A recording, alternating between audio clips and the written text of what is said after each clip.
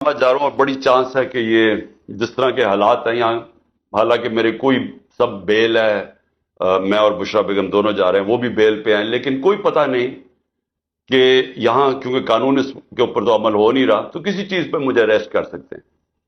तो चांस है कि मैं कल अरेस्ट हो जाऊंगा। लेकिन मैं एक चीज क्लियर करना चाहता हूं, क्योंकि इन्होंने एक पूरा प्रोपेगेंडा किया हुआ है ये गवर्नमेंट। अब तो सारा कुछ ही गवर्नमेंट चैनल्स बन गई ना, तो कोई है ही नहीं जो गवर्नमेंट का प्रोपेगेंडा नहीं कर रही। देखिए, समझ जाएं कि केस है क्या, ताकि आपको सारों को एक अल कादर यूनिवर्सिटी का केस समझ आ जाए। मैं चाहता हूं सारे सोशल मीडिया वाले समझ जाओ ये केस क्या है।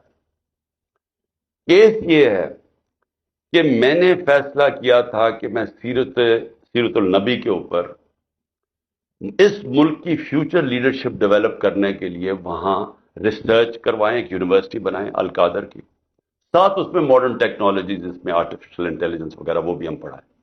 लेकिन इसका मकसद ये था, क्योंकि वो दुनिया की तारीख के सबसे बड़े लीडर थे, फ्यूचर लीडर्स प्रोड्यूस करें पाकिस्तान में, उनकी सीरत के ऊपर, उनकी क्वालिटीज के ऊपर।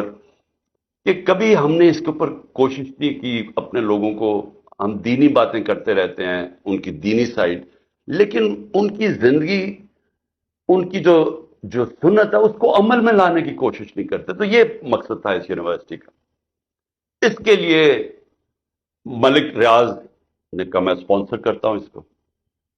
ये 2000, ये याद रखें अपडेट्स, दिसंबर 2018 में ये सारी इसकी जमीन खरीदी गई। मई के अंदर मैंने इसकी ओपनिंग की, इसकी ग्राउंड ब्रेकिंग की, मई 2019 में। ये डेट्स याद रखें। इसके ट्रस्ट डीड में वाज़ेह लिखा हुआ है कि जो ट्रस्टीज हैं, जो मैं हूं और जो बुशरा बेगम क्यों? क्योंकि उनकी बड़ा स्टडी है सीरत नबी पे, उनका इंटरेस्ट है। तो हम ट्रस्टीज वो होते हैं जिनको किसी चीज में ट्रस्ट होता है। मतलब बच्चे कईयों के डिसेबल्ड होते हैं, वो डिसेबल्ड इंस्टीट्यूशंस में इंटरेस्टेड हो जाते हैं, यानी खैराती इदारे ऐसे चलते हैं। तो वो ट्रस्टी बन गए।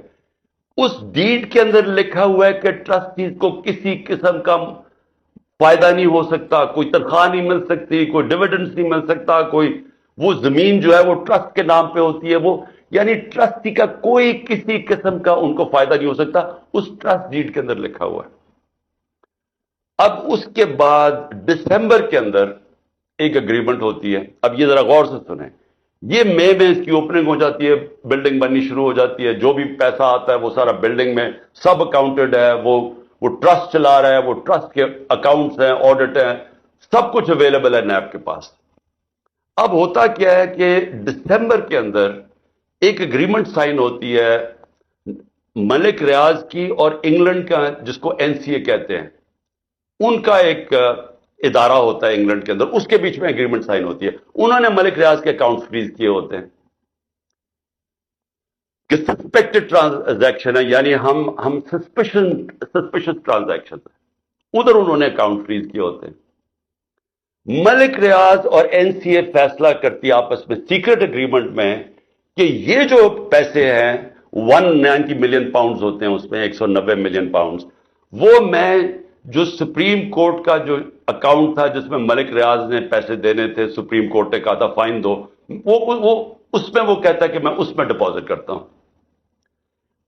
कैबिनेट के सामने 3 दिसंबर को, यानी अब ये ट्रस्ट शुरू हुआ है, 3 दिसंबर को अग्रीमेंट आती है कि जी क्या आप ये कॉन्फिडेंशियल, अगर मलिक रियाज और एनसीए के कॉन्फिडेंशियल एग्रीमेंट को मानते हैं तो ये 190 मिलियन पाउंड पाकिस्तान के अंदर आ जाएगा सुप्रीम कोर्ट के अकाउंट में।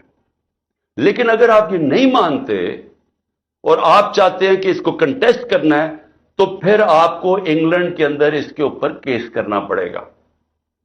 अब वहां हमारे वकील बैठे होते हैं, हमारा लॉयर बैठे होते हैं, हमारा लॉ मिनिस्टर बैठे होते हैं, वो एडवाइज करते हैं कि पाकिस्तान $100 मिलियन बाहर लिटिगेशन में हार चुका है अब तक, और कोई चीज हम बाहर से रिट्रीव नहीं की। तो हमें बाहर पहले साबित करना पड़ेगा कि ये पैसा पाकिस्तान से मनी लॉन्ड्रिंग होके आया है। फिर और ये 5-6 साल केस चलेगा, और फिर अगर आप केस हार गए तो ये पैसा इंग्लैंड में रह जाएगा। ये कैबिनेट के सामने ये फैसला आया।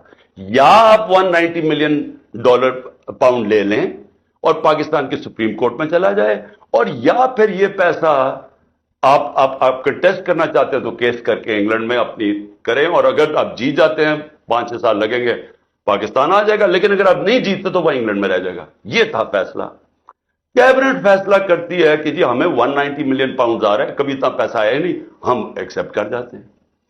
اب یہ کیس انہوں نے میرے اوپر کیا بنایا کہ جناب میں نے حالانکہ مجھے ذاتی طور پہ فائدہ ہوا ہے، مجھے ذاتی طور پہ کیسے فائدہ ہوا ہے؟ وہ جو $190 ملین ہے وہ آج پڑا ہوا ہے سپریم کورٹ کے اکاؤنٹ میں۔ اگر وہ سمجھتی ہے نیب کے برا، یہ گورنمنٹ سمجھتے ہے کہ وہ ٹھیک بات میں نہیں آیا، وہ دوسری طرح آج آپ جا کے ریٹ کر دیں، آپ نیب ریٹ کر دیں سپریم کورٹ میں کہ یہ پیسہ دوسری مد میں لے آئے، وہ پیسہ تو پاکستان آ گیا نا، اور مجھے اس سے کیا فائدہ ہوا ہے؟ اور دوسری طرف کہ القادر یونیورسٹی سے مجھے کوئی فائدہ ہوا ہے؟ القادر کے سارے اکاؤنٹس آپ کے پاس پڑے ہیں، مجھے کیسے فائدہ ہوا ہے؟ نہ میں کچھ سیلری لیتا ہوں، نہ کچھ لیتا ہوں، مجھے کدھر سے فائدہ ہوا ہے؟ یہ ایسے ہے کہ شوکت خانم سے مجھے فائدہ ہو رہا ہے، یا میں نمل یونیورسٹی سے فائدہ ہو رہا ہے۔ میں ٹرسٹی ہوں، ٹرسٹی نہ کوئی سیلری ڈرا کرتا ہے، نہ اس کا مداخلت ہوتی ہے، وہ ایگزیکٹو بورڈ چلاتا ہے۔ یہ ہے کیس جس میں مجھے انہوں نے وہاں سے اغوا کر کے رینجرز نے پکڑ کے اٹھا کے لے گئے تھے۔ یہ ہے وہ کیس کہ نہ مجھے کوئی فائدہ ہے، نہ کوئی ذاتی فائدہ ہے، نہ وہ ثابت کر رہے ہیں، لیکن کہہ رہے ہیں کہ کیونکہ کیبنٹ میں فیصلہ ہوا آپ کو پتہ نہیں۔ یہ سمجھ جائیں، کیونکہ ہو سکتا ہے کہ مجھے جب کل پکڑے اور انہوں نے ساری چیزیں کرنی ہیں، یہ میں نیب کی انویسٹیگیشن جوائن کر رہا ہوں، اور میں آپ کو بتانا چاہتا ہوں کہ یہ ہے وہ کیس۔